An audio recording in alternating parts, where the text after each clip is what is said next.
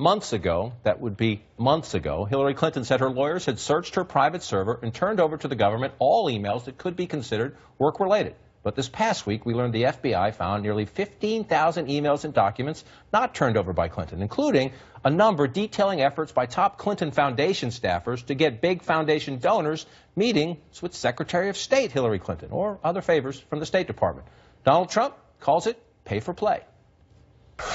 Hillary Clinton ran the State Department like a failed leader in a third world country. That's what it's run. It's run like a third world country. She sold favors and access in exchange for cash.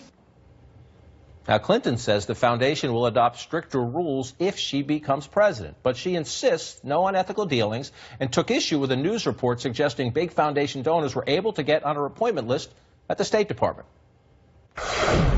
I know there's a lot of smoke and there's no fire. This AP report, put it in context. It excludes nearly 2,000 meetings I had with world leaders.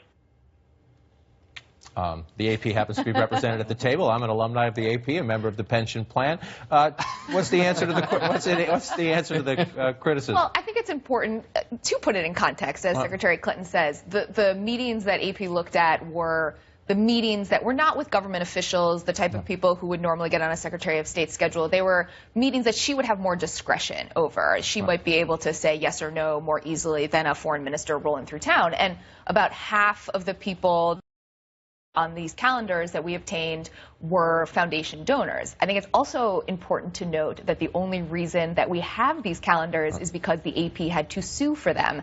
And we've learned this week also that we won't get the rest of the calendars before the election. That one is stunning. The State Department says it cannot release her schedule, won't be able to pull them together until after the election. She was last Secretary of State how long ago? 4 years. That would be almost 4 years. This is, Democrat, Republican administration. I'm sorry. This is on a computer somewhere. You have these records. This is nuts. The problem here is, and